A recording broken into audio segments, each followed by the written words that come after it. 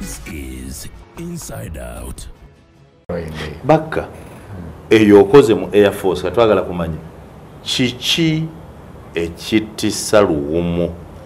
Kati omanyi bano abantu amini be amamulako bobote bali badukidewa Tanzania nga bakola ekitaweera nti bamamulekani amini.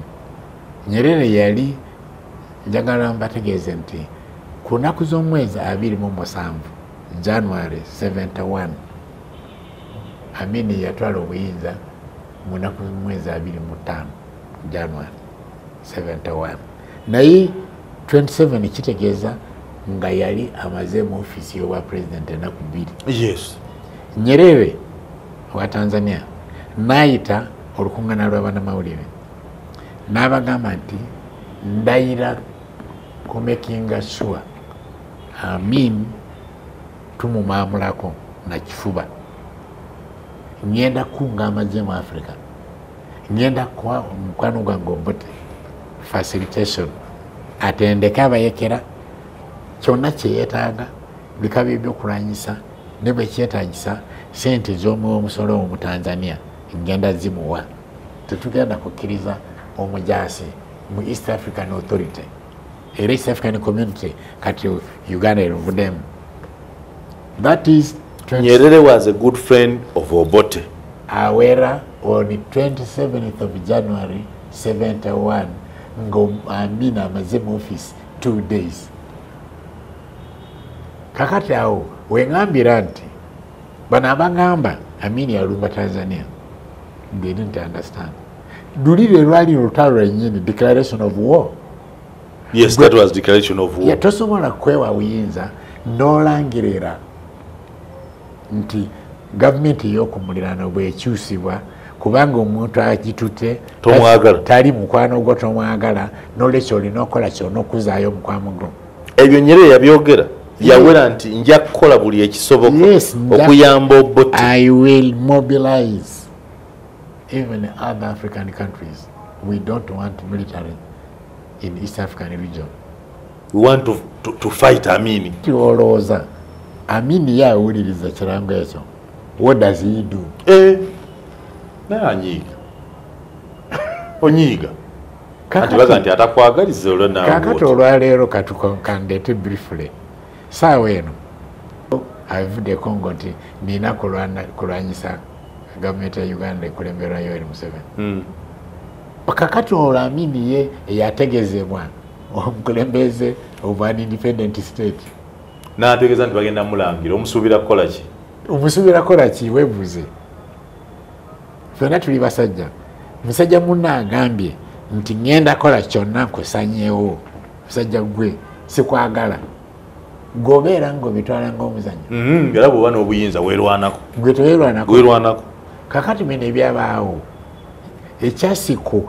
ekyasikula obuzibu wakati wa Uganda and Tanzania is that press conference. According to me, abantu abali ebirowoozo byabwe bali entitled. The Nyerere press conference. 2 days when the man is in office, just 2 days. At which he vowed to fight and make sure that yandirinze n'alaba enfuga ye bwegenda okutambula at least for 6 months or 1 year. Alyoke asalewo omusajja ono tasoboka mukyamu tumukoleko. Yamulangirako talongo oli yakamala ennaku 2. Just 2 days mu office. Tanaba na kulonda cabinet. Tanaba na kukola ki. Naye oli agambye I will do all I can to get rid of you. Okola ki. At that time in 1971, wali munnamawulire, wali muwawulire, wali munnamagye. Nali mujasi. I went to the college in 72. In 1971, you were a soldier. I was still a soldier. In the Uganda army then or now in the army? Uganda army. The Uganda Army was still alive Uganda Army remained Uganda Army, not Amin. Amin was its commander. Amin was the army commander of the Uganda Army. Kakati olwaleero UPDF terina badi. Kati badi bwakolagana n'abajasi ne bamamulako gavumenti ogamba amanjago gage sigamba ddi gaba gaffe ga Uganda. Yes. Je UPDF. Yeah, but one of them. That's same thing with Amin. Kati that confusion, yeah, shallow politics. Kenandi say shallow politics. Kyakubuzabuza abantu. Abaswahili gye bayita siasa. Buli kintu okivunula kifula nnenge. Kati abavubuka abatamanyi bintu ebyo beesanga bagobera ebintu ebitategeera. Buli munnabyanfuzi ayagala his ideas kyayita nakandi bakiyita balina bye bayita ideology yange, ideology ekibiina kyange. Kati ideology tomala gakkiriza kigambo ideology because it is called ideology. So wetegereze, is it a right ideology or wrong ideology? Back to Janani Lumum. Kiki ekireta Janani Lumum obuzibu? Kati embeera eyo Janani Lumum lwatuuka n'agenda mu conference ndowooza London. Kati okuva kwolwo omanyi mu 72 waliwo first of all waliwo the first attack basajja ba Nyerere beyatendeka bagezaako.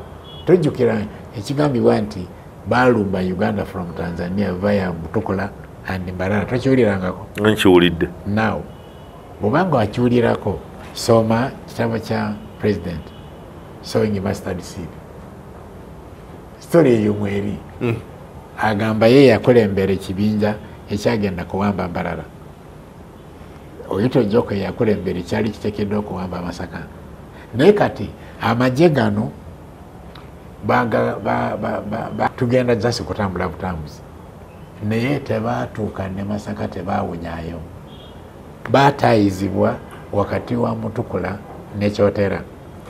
Waliwo ekitundu kiri awo kya nsiko. Awo baagweramu awo 2,500. It's all gone. 2,500 rebels above Tanzania never crossing that night. 17th of September 1972. 2,700. 2,500. Abali supposed to capture Masaka. Killed by who? By Uganda Army. Commanded by General Gowon. Gowon? Yes. At that time Amin was president. Yeah, he's the president. He has the appointed now. I am a commander. Otaro Beregwao, presidency agenda mudwaniro. General Gowon? Ogwo mulimu yaguwa, bakamanda azimano gwe mulimu gwabwe. Egwanga lirumbiddwa kuva mu ggwanga ery'omuliraano. Generals, that's your job. Kukakanya mbeera. They did their job efficiently. And in the you call that efficiently? Yes. When we lost 2,500? When you lost, who are you who lost? Oh, for us we not lose as Uganda. These were Tanzanians. No, these are Ugandan rebels. These were Ugandans. Abaddukira mu Tanzania. Bebaatendeka to come back and attack. Kukomaawo. 2,500. Naye nga si beebo n'abaagenda Mbarara baali 2,500. Naye ab'Embarara baawonako 1,000 bibiri. Out of 2,500, 2,000 bye byawona. 200 and 300 gwanga lyaffe livudde byagenda. A lot of people have lost lives. Nga bannabyabufuzi tebakkiriza those facts to come out. Kakati awo Archbishop tanaba kuyingizibwa mu anything like that. Kino ekijja okumuyingizaamu kiri continuous issue okuva ku announcement ya Nyerere when the man was in power for only 2 days. Kati olutalo lwali lunyooka, Cold War, supplying one another. Ebyali bigenda mu maaso. Kati Bishop wange neyeesanga victim of an ongoing opposition supported by a neighboring state and the deposed president of what. Sarah Robinson is now a victim of a war, which is none of his business. Lumum? Yes. Was Lumum not a supporter of Obote? Let's be honest now. Now, maybe got information in some way. Government yonna temalaga twala action nga terina bujulizi. Yes. So there must be evidence. Government zonna ziberene ebitongole ebikesi. Yes. Easy was state research. Lero you have CMI. Bikola muri miki. Kuketa. Kakati noza bikwatani. Biketa gwe. Biketa abo. Government beroza nti balina capacity. Balinako bagirinako ki obulabe. Government zonna zibeera ziketa abagirinako obulabe.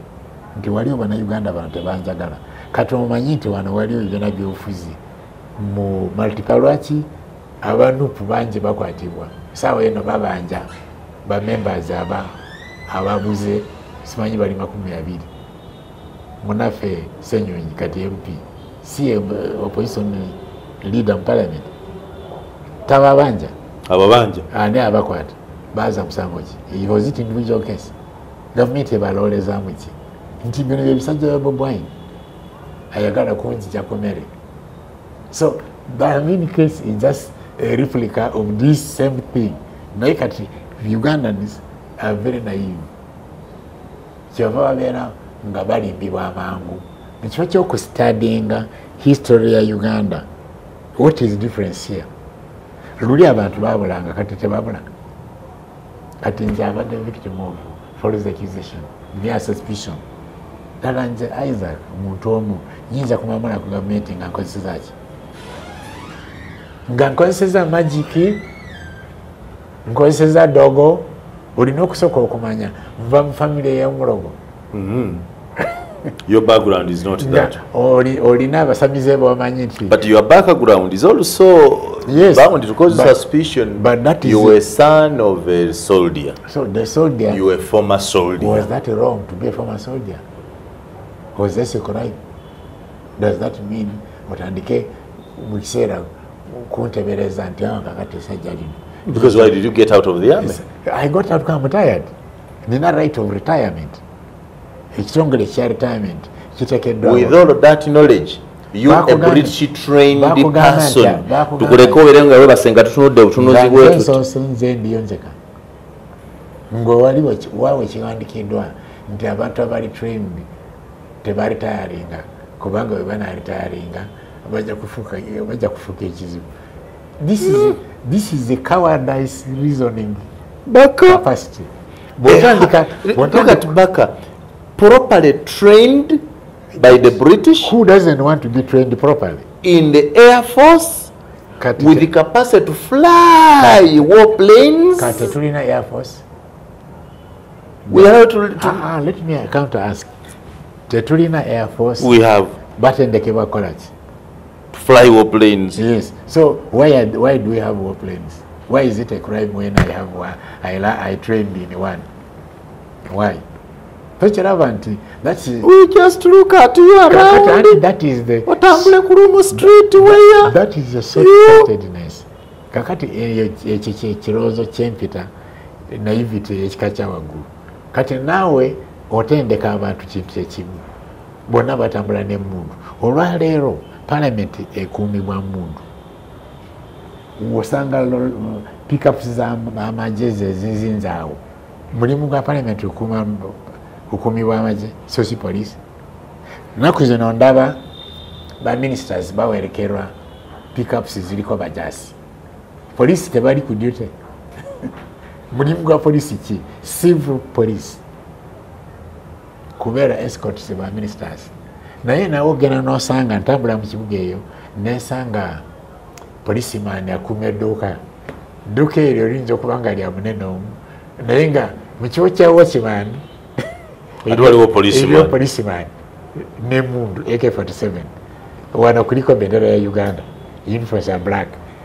Is that what they are supposed to do? Police forces are meant to do. Sabalabirizi kyenvudde ngamba this kind of he found himself a victim of that unnecessary suspicion based on his qualifications kubanga ali trained bulungi asomye theology nafuna PhD kakati musajja ono muyivu nnyo mu byeddiini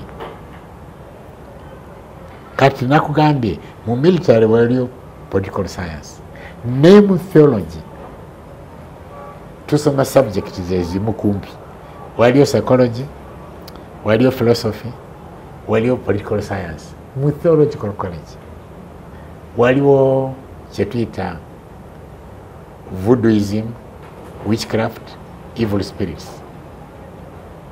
special study kubanga emizimu girumba abantu owulire bapasita bagamba fire fire pasita alina emundu bwagamba fire mwali mulabyeko pasita agamba fire naye nga akute emundu lyeyambisa the fire of the Holy Spirit is we have ngaba Kristayo we have God the Father, the Son and the Holy Spirit. True. That is the Trinity of God. So buli ordained person ali empowered, ali inspired, alungamizidwa omwoyo omutukuvu.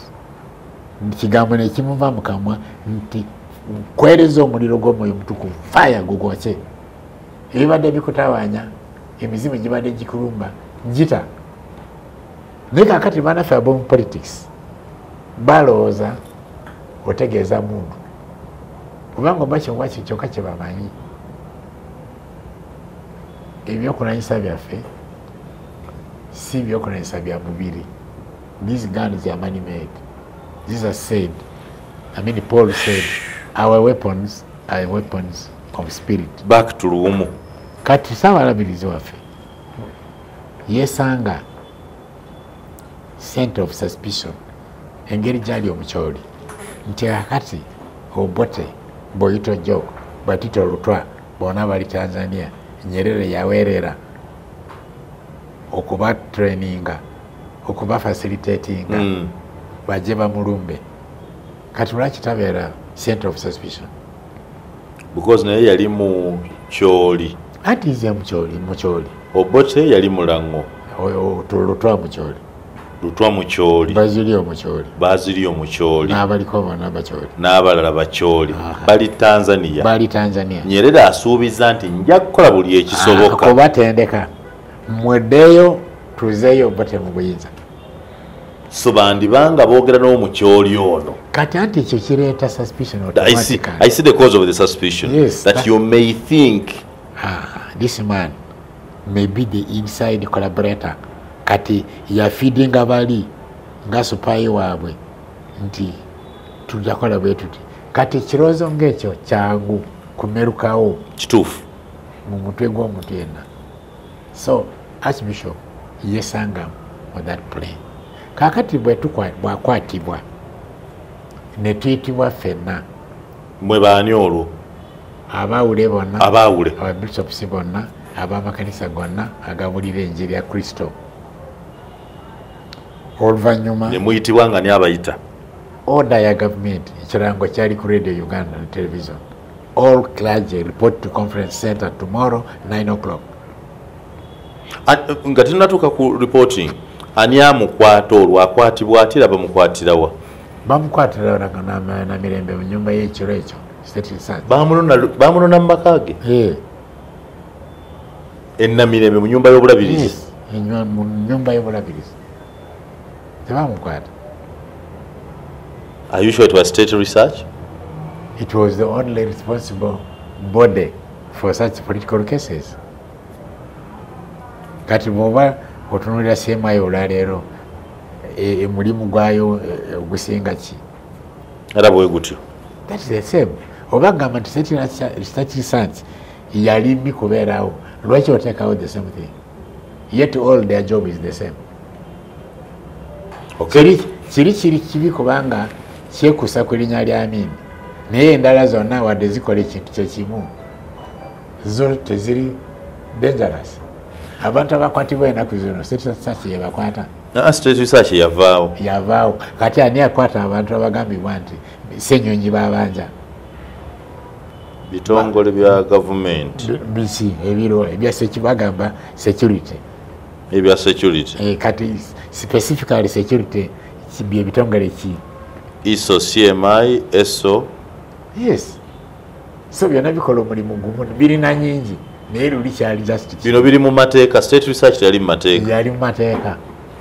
Was it a state organ? State structure yasibwawo no but was state research a state organ created by your body? There was a state organ. You see, we are all there when they were here. So Baba Isse, all Kilaje report to conference center 9 o'clock. Tuesday. And to Sanga Bishop Sibona, Nabalabona Bakunganzidwa. Oluvanyuma bagamba nti mwingire mugenda upstairs mu committee room number 3. Ne tugenda. Betutuukayo ne batugalirayo na kofu. Betuli eyo Ssaabalabizi n'atugamba nti abooluganda temwewunya. Mulina okumanya nti kanisa enjiri ya Yesu mu Uganda yatandikira ku musaayi. Abantu betujjukire na mugongo buli mwaka battibwa kabaka Mwanga. Kabaka ne president aboolwaleero bye bimu. They are all rulers. Teri muntu ayinza okubeera n'obuyinza kulagira abantu abakwatibwe n'okubalagira bafe unless he has absolute power. Archbishop yabagamba ate yali akwatiddwa. Archbishop anti twatwalibwa mu kisenge kiri ffenna naye yaleetebwa. Bamuleeta? Yes, bamuleeta nga nti mwena mwebamu ndani. Kati nga tuli ani yabayite ani wesitegedde ani yabayita nti all Kilaje report to conference center? It was a state and government announcement calling all of you. Yes, oba kugamba nti I'm a spokesman agambye mwenna mujja. Mukama waffe Yesu ekiro ekyatuuka ekyokumukwata abeera okudduka tetwali badde nanjiri yeyimya ku magulu abiri n'atadduka. Kati nze ani n'alidduse ate nga nalayira kufiirira Yesu. Mwenna wano buli ali ordained walayizibwa nti ojja kuba musirikale wa Yesu okutuuka n'okufa nga bwe yafa ku musalaba. Janani Lumum yayogera mu kisenge mwe muli nga n'aba state research abamukutte mwebali tebabeeramu ate bwe bakutwala ku polisi ne bakuteekayo naawe polisi manyi babateekayo naawe obeerayo wekera.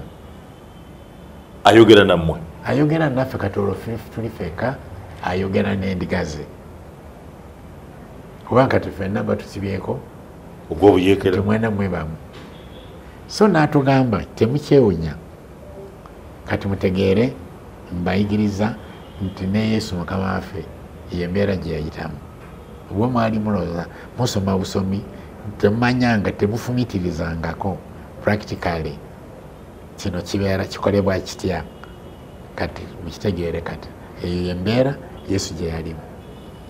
Abangereza bankubidde essimu nti beetegefu kumpeereza kikoosi kyabwe bakamando balina helikopita 5 ziri Mombasa kiri just dakika 45 bagweko na mirembe bake nga bayita n'emigwa bakujjawo bakutwale tetwagala ofe.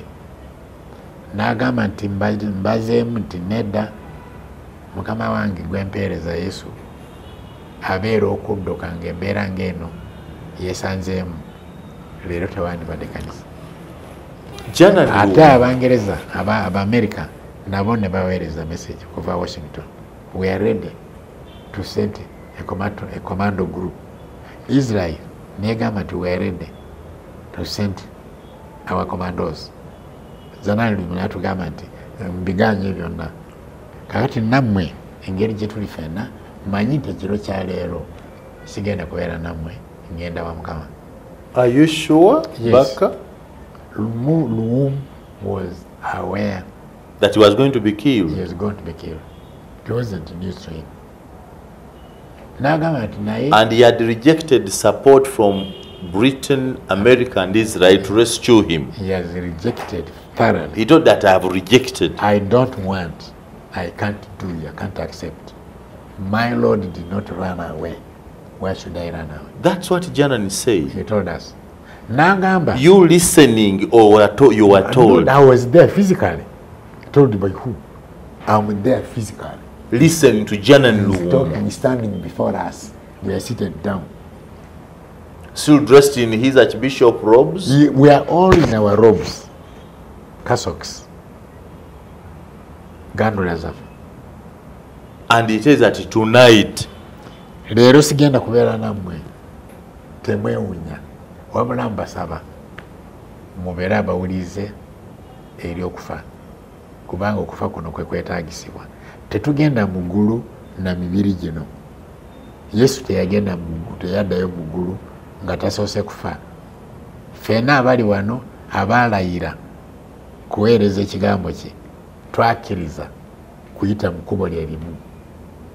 Tonight nze nja okusooka kujja kubaako abamu ku mmwe abajja okungoberera nja kubaaniriza nga mutuuze mbeere bagumu. Temuleka sitaani n'abatiisatiisa. He's a liar, he's a thief, he's a killer.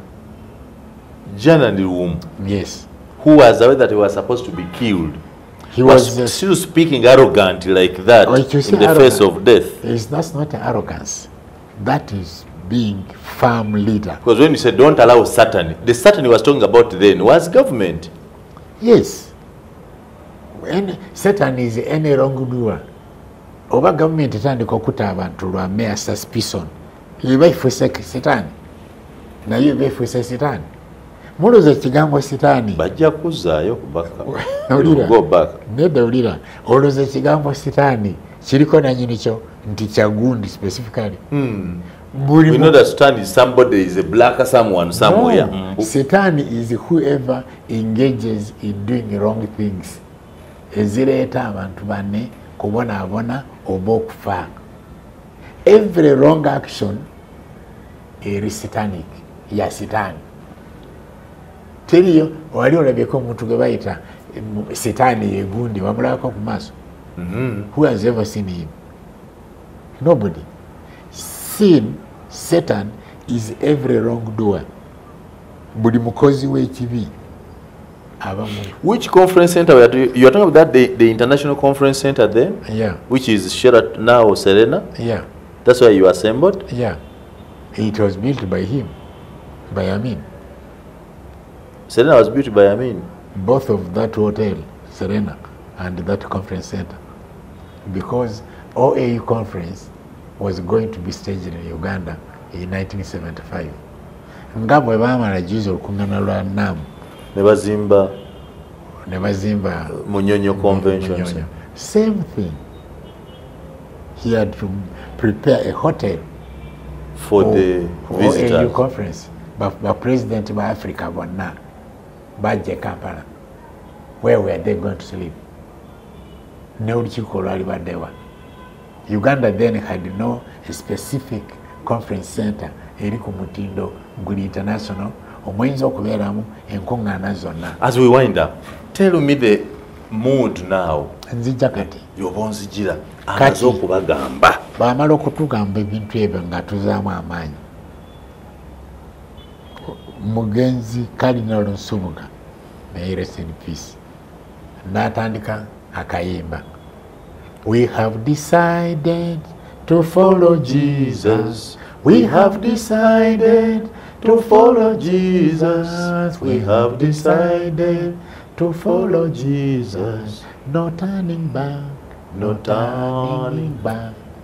Ne to repeat Cardinali Nsubuga. Yeah. So when they invited the clergy, I thought they had invited church of the Christ body. Ichitibwa kanisa si manyagano. They all have one Bible. Cardinal Nsubuga. Yeah. Of Rubaga, Archbishop of Kampala. Instead of warning his friend to refrain from provoking government. He could not. There was no provocation. You just decided to sing. We have decided to follow Jesus. Our government, our president is Jesus. But hear this statement. I want us to sing that song again. And then you hear the last statement. We have decided to follow Jesus. We have decided to follow Jesus. Hallelujah. We have decided to follow Jesus. No turning back. No turning back. Gogamba government yani. No turning back. Ngani government yani To jogamba. hell with you. Back. Okay. After Cardinal Nsubuga, as we wind up. Then bwamala olimba twakuba mu ngalo ne tuyimba. Oluye mwana yimba. Twayimba n'eddoboozi ly'omwanguka nga tukuba mu ngalo n'amanyi. We have decided to follow Jesus. We have decided. Wali. No turning back. No turning back. Hallelujah. No turning back. Oh, no turning back. Nimekusudi kufuata Yesu. Tumekusudi kufuata Yesu. Nimekusudi kufuata Yesu. Sitarudi nyuma. Sitarudi nyuma. Kakati awe nga kiri gy'oli yeeyita gavumenti tuli baddembe katutukiriza owati otukuŋŋaanyiza wano ogambye nti ffe ekizibu kyo bw'otusaanyaawo n'oleeta ne ssaabayeekera waffe bw'otusaanyaawo kati ojja kufuna mirembe enfuga yo ejja kuba ya mirembe kale genda maaso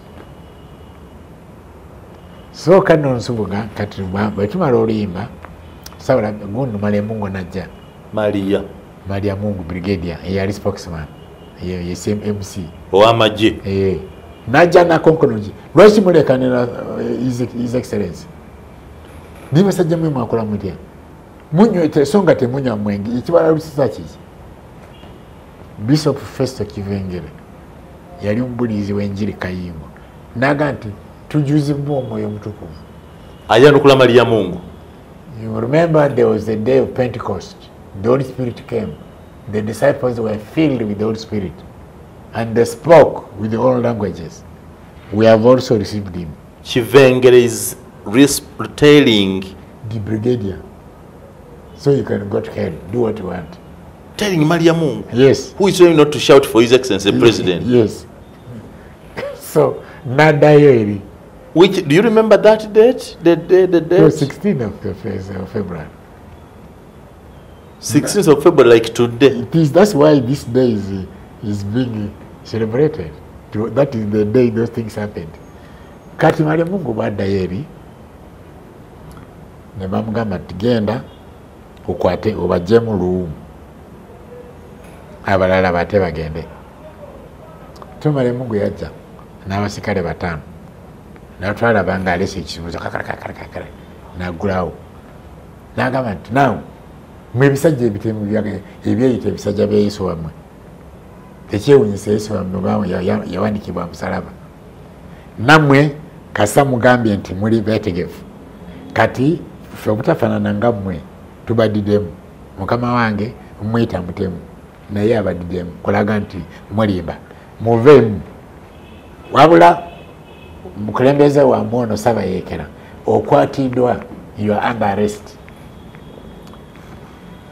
okwatiddwa kubuuzibwa 45 lwaki weeyingiza mu bikolwa ebiseketera gavumenti ebyekiyeekera. Maliamungu ayogera openly muholo mwenna muwulira tuwulira agamba jjana bano tubatadde naye okwatiddwa kubuzibwa kanana katano. Lwaki wenjira mu bikolwa ebiseketera gavumenti? Abasirikale baganti kamate. Abasirikale batano. Kamata yeyo yeye yani. Lumum. Kamata ye futa hii ebamukwata. Kati bamukwata abasirikale ku mukono guno kuliko abasirikale babiri. Kuno kuliko babiri. Bagizako omwalo omutusikamu. Manyi kye twakola? Twakola twayiyawo kye twandiyise tag of war. Bishop yaddako kati yali ddiini we province. Bishop Silvana Suwani. Silvana yakwata Ssabalabirizi wano mu Kiwato n'amunyweza. N'amuga nti mutwalawo, nange mutwaliramu. N'amwekwatako amunywezize eno wati. Naffe ne tukwata Bishop. Naffe ne twekolamu ne tugenda nga tweyungako. Musika. Oli akutenze n'omulala akute munne. Tusika tuza mabega bano basi. Abasirikale batwala maaso mwe musika muza mabega. Tuza mabega. Lwakala okufulumya. Okutuusa kati Mariamu ng'ali wali bimusobedde. Oda amaze okugiwa. Abasirikale bali mu action. Act of war now. Act of war gyewansomesezza kiti now act of war. Kati eri mukola. Kati okutuusa omusikale omu n'addira emmundu AK-43 n'agiteeka mu kifuba kya Bishop Wani n'amuwa teke niye sajja lino likadde nalina olugezigezi kati alinnya Bishop Wani mu kifuba amusindika n'amaanyi n'emmundu nga gwe olaba baka ndaba nange ndi omuku abali mu tag of war. Kati Bishop engalo za Bishop nezita bwezita lumu ne bamusika Bishop ne tumuta Bishop n'afuluma mumutwalawa mwabatemu you killers you murderers where are you taking my lord you idiot. Ani abuuza olwo Bishop Wani akyayomba n'abasirikale awerekera abawerekeza kigambo ebigambo ebivumu bamutwala ku motoka kuteeka mu motoka muloza byali bya muzannyo nga bwe muwulira obuwulizi. It was a war nga bwe twagamba. Bishop n'abavaako ne bamutwala ne bamuyingiza mu motoka. Yali motoka kika kya Ford Capri. Ford Capri zabanga sports cars. Yes. Kakati ne bagulawo ne bamuyingizamu Ford ne Simbla. Kati twasigala feka twanjala ngalo munaffe bamutute. Kati Bishop wana bafulumye. Kakati ande manya Bishop Wani n'agamba nti naye siva wano nga sirabye Amin maaso ku maaso kubanga kati bamutute nze mumyuka we kanisa erinda bakristaayo bonna bateeza amatu ngenda bagamba ki kati ngenda bagamba ki bwe nva wano nga sitegedde ddala kiki kigenze kubaawo ntwala njagala kulaba Amin. Agamba ani agamba gwe agamba nze. So Ovolodekila gye why you? Because he knew I knew Lumum very well. I was close to him. Kati kuvaawo nengenda nenonya Mariamu nemugamba nti Bishop agambye tava wano nga tasinkanye mukamawo face to face. Gwe baka gwogamba Mariamu gwe with your mouth kabisa. Even agati naye baka. You people, you are crazy. What makes your head to be upside down? We always respect you. You are very humble people. Kumbe, you are very dangerous. That's according to you. You're entitled to your opinion. Now, my message is, go and tell him we are not leaving here until the Bishop sees him. Baka telling Mariamu to tell His Excellency the President. Mariamu said, okay, let me go and tell him. You just tell him. If he says, come and tell me. You are not supposed, this is not your message. This is his message. You are only a messenger. You and Mariamu. Me and Mariamu and trying with Sylvanus one. My Bishop Sylvanus one has given me directive to find you so that to tell you to go and tell your boss Amin that he will not live here. Could it be that Amin was within the building? He was in presidential suite on the 4th floor of Serena. So Mali mungi agendayo. Amini yakiriza. I got okay. I'll let them come. I know them. Nekwata bishop ku mukono. Netuingira lift. Netuka upstairs. Lift neegula. Netuingira. Nekonkono. Amini aganti come in. Nenjira bali nenga bishop itawo. Kubanga yena nyiri bugenyi. Bishop na nkulembera. Amini aganti sit down. Bishop wakiti no. We can't sit on your blood-stained chairs. Tetuyinza kutula Montebe zizono eziwonya omusaayi. Baka? Yes. Sylvanus one told Amin that we cannot sit on your blood-stained chairs. Yes. Where are you getting all that from arrogance? The Holy Spirit. Don't sit in that. That's defiance. That's not Holy Spirit. We are inspired to speak. We are not speaking above earthly power. You are telling the president that you are not going to sit. We are telling the president that your chairs are blood-stained. I mean, what tribe was one? One was a Kakwa. From Komoko. And what tribe? Amin is a Kakwa. Amin was Kakwa. Yes. Sylvanus one is Kakwa. Yes. You were? We are all from West Nile. Okay. We are all West Nilers. I want to end with that part. Kakati. Namugamba nti lwaki ogenze okutta omuntu wa Katonda.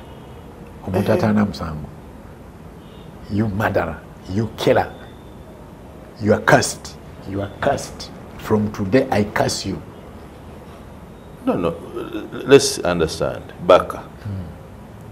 Sylvanus one, before the president of Uganda, asking him, why have you gone to kill an innocent man of God? Yes. And cursing him openly. Yes, you are cursed from today. If the Jesus we preached for the last 100 years died, rose up and went to heaven, you will not sit here in the next 2 years from today. If Jesus did not resurrect, then you will sit here. Telling him in which language? English or in Lukakwa? In English. I say this in the name of the Father, and of the Son, and the Holy Spirit. That's Sylvanus one. You will die in wilderness. Your grave will not be found among graves of honorable Ugandans. In the name of the Father, and of the Son, and of the Holy Spirit, you son of the devil, to hell with you. Sylvanus one telling the president, There openly, is no fear. There was fire. With you standing nearby. There. If that thing was acted. Olinga agamba, yomanyi wajja oyinza obugamba president nti gwe son of the devil, so omuntu waffe genda kufiira okolimiddwa okuva olwaleero obanga Yesu gwe tubuulira yazuukira n'agenda muggulu tojja kutoolaawo naye obanga teyazuukira ojja kutoolaawo. Amini olwo yakola gwe mwana wa Sitaani. Katumalize n'ekyamini. Amina. Kati nemutunuulira nga kati yena ali totally yanafuwa totally kubanga kati entebe ye yeetolola bweti yakyukira ekisenge n'atukuba omugongo naga nti now the world will be blending in now why is this then aba akyali ku ebyo simu emu ku simu ze nevuga simu bwevuga bagipikinga ali ku simu the other end nayogera mu lulubi naga nti banakuba Bishop said Kalas Bishop Tasatu Uganda de Kalas that sebo ekitiibwa Bishop oyo mufu awedde. Kati who told you to do that? Owulira otya ebiri ku simu the other side? Mpulira ayogera simu yagiteeka ku nakani ku loud speaker ya simu ng'ebigambo biva clearly nga bw'onoddira mobile phone yo n'oteekako n'okona wali awali speaker okimanyi toyogera nga phone ogikutewa. That's the same thing. Agagasimu gedde ag'ennamba galingako loud speaker. Kati aga president gabeera ogageraganya n'aganda because tasobola kuteeka ku kutu masimu mangi almost. Takiteeka ku kutu mukubirayo n'ayogera esimu eri wali obanga omuntu yaleeta satellite communication mu Uganda omuvunulo okubeera muzi yaleeta satellite mu Uganda satellite eno eri mpoma okukyusa UTV into color ebyo byonna byaliye tomulaba nti that man is not stupid as you claim. So linamugamba mu Lunubi okyogera otya yamwe president Banakuba ajama the colors Bishop the Church of Uganda the colors. This man is finished. The Bishop of the Church of Uganda is finished. Ko yentu who told you yecho yamboza muluzungu? Who told you to do that? I thought you said you don't want to see him anymore. Did I mean that you kill him? I mean, asking the killers that who told you to do that? Yeah. So Bishop intervened. He said, no, you hypocrite, you liar. You presidents kill through proxy. You give orders, then you pretend to be not responsible. They cannot do anything without your order. So you shut up. Don't tell me lies. Wani. We are not celebrating Iwani, but Iwani was that kind of hero. Don't tell us lies. You shut up. Telling the president shut up. Yes. And you are trying to respecting abantu. If you ebusogeza abantu.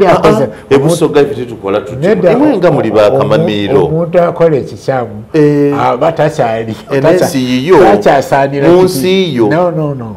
Tachyasanira kitiibwa muntu mukyamu. Tell me how you left. How did it end? From there, he was now trembling. He said, now have you heard? I said, Your Grace, let's go. The message is clear. You said you wanted to tell. No, leave that.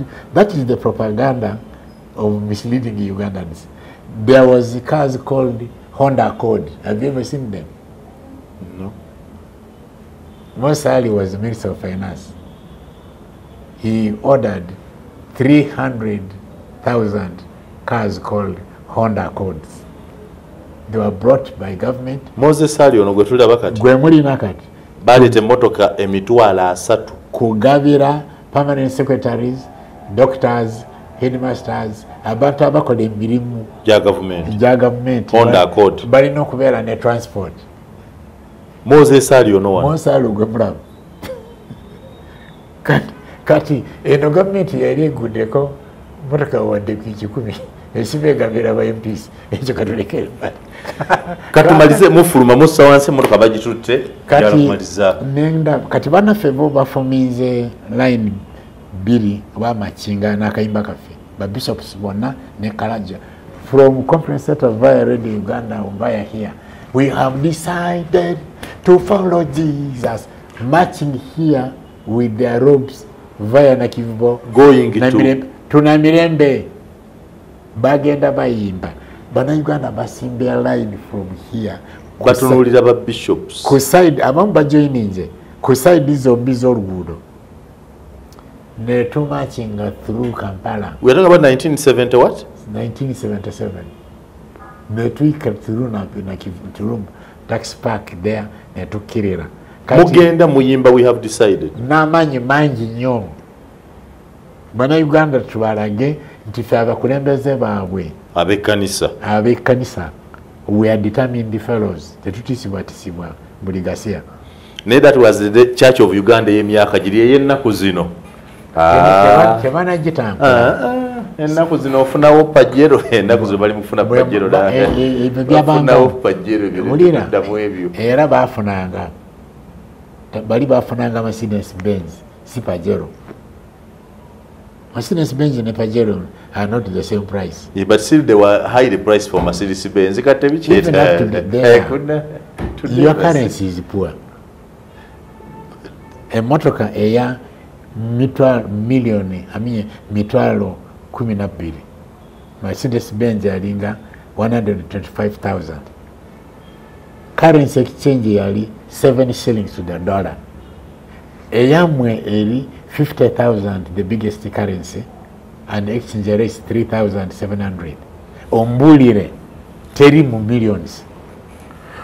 So mukise wansi with the bishop mumaze okuwulira nengamba bishop tasobola kutambuza bigere waliwo mukwano gwange ande Kawesa yalinga mu radio Uganda yali wali nemuyita nokata ande njazika motokayo Bishop tasobola kutwanga yaffe bagitutte ande nakwata ekisumuzo nabimpa nenteeka mu Bishop nenvuga banaffe nembasanga tubasanga ku posta so nekati nembeera nga ntadde ku slow speed tubagoberera mpola nga bwe bagenda bayimba ne Bishop munda motoka yange ayimba nange mukono gumu tugenda owuuba bwovuga nengo mwababiri mukimanyi nti oli bamusse naye abalala tebakimanyi banakumanya kati ne tutambula paka kuyita Namirembe Road Bakuli paka ne tu ending up mu kanisa then Bishop nagenda mu maaso nayita Cardinal Subuga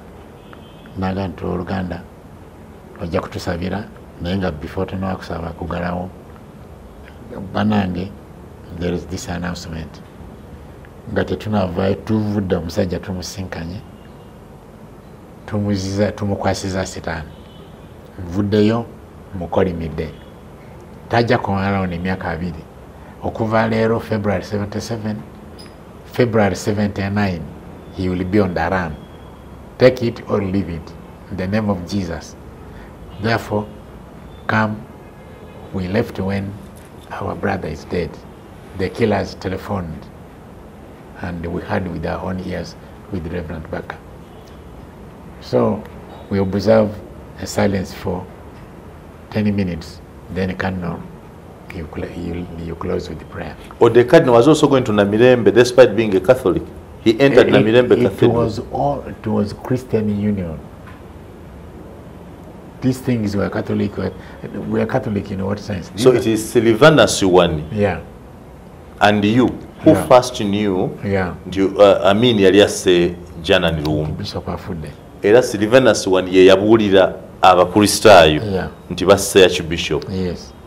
Wali kati mu kanisa. Amini mwete yabakwatako after. Ate batukatoka yatukwata alikwatya. Kati Bishop nemujayo nemutwala mu guest house yaffe wali Namirembe. Then nemwa Bishop tutamanyi motoka eno najja yazise okuleeta kanjizeeyo mu Radio Uganda. Kati mba nkyuka mwento ogenda netula kusaawa. Kati yaliwo ka radio katono kali awo kali kanakana. Bu radio bwalinga butono nga wa shortwave. Siona bwana nyana kutuninga walinga program ku BBC yamanyidwanga newsreel kaichazibwako kati Focus on Africa.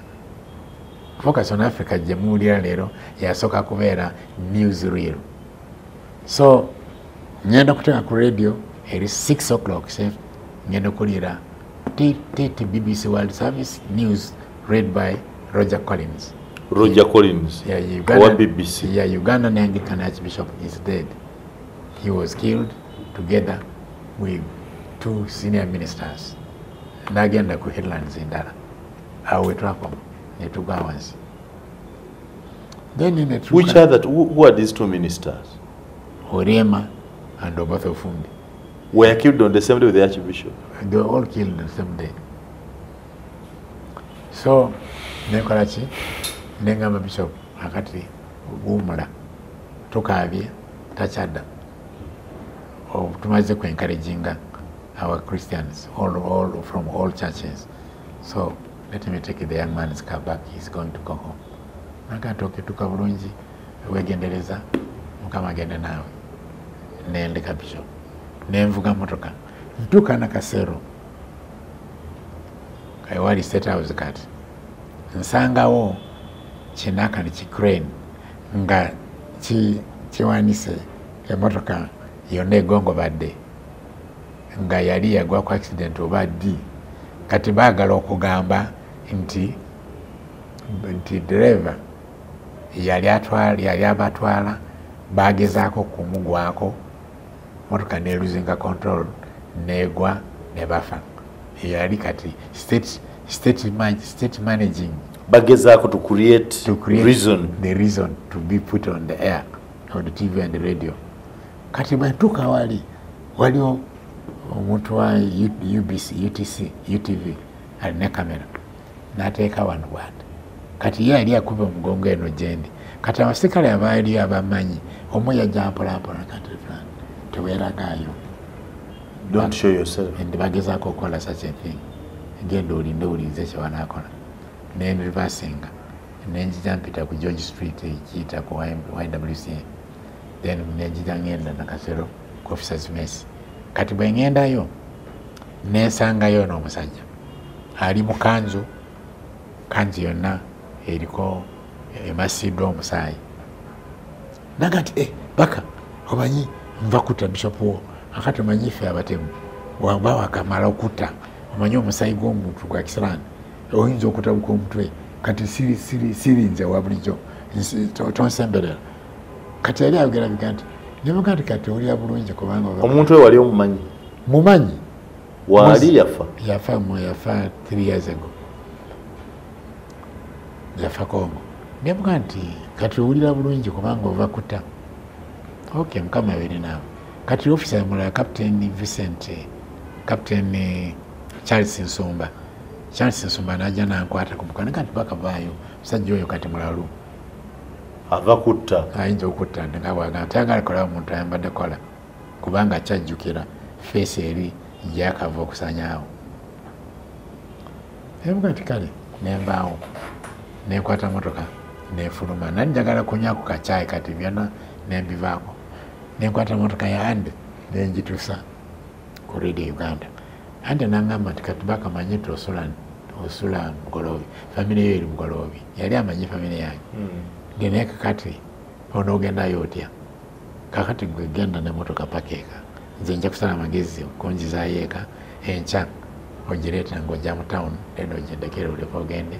Nimukataanira kirungi kubanga ne mukyala wange ajja kujja neyange Fiat Mirafiori ajja kumperekera nga ndi muiyo then bwe tunaamala nga tuddayo neyaffe kanti kale netwawukana.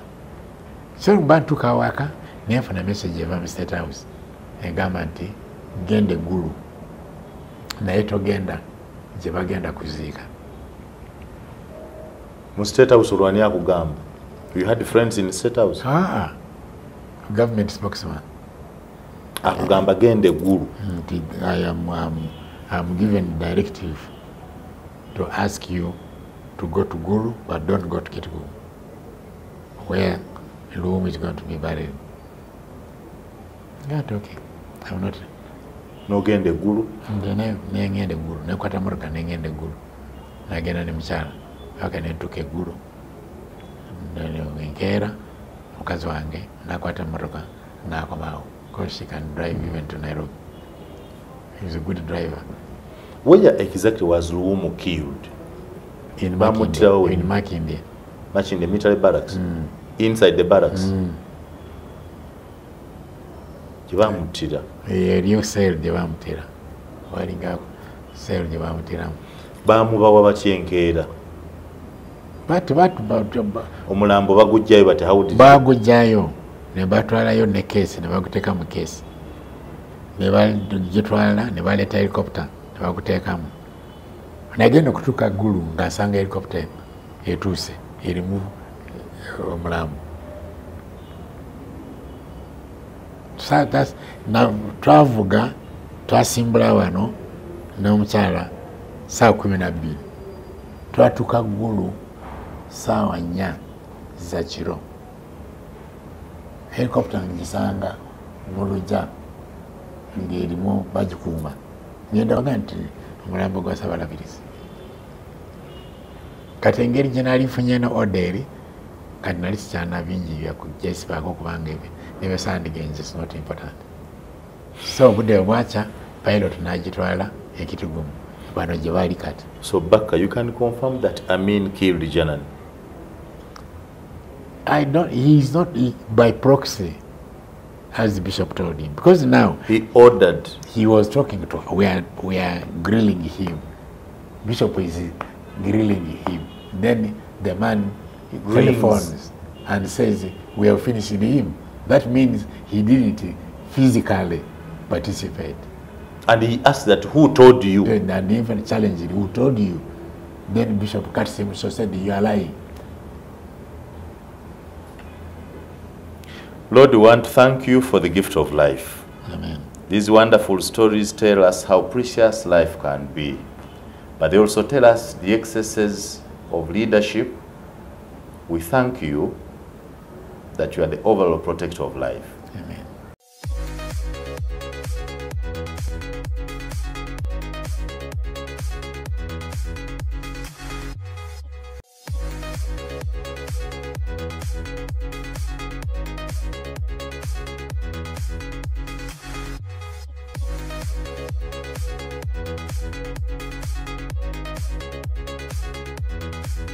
This is Inside Out.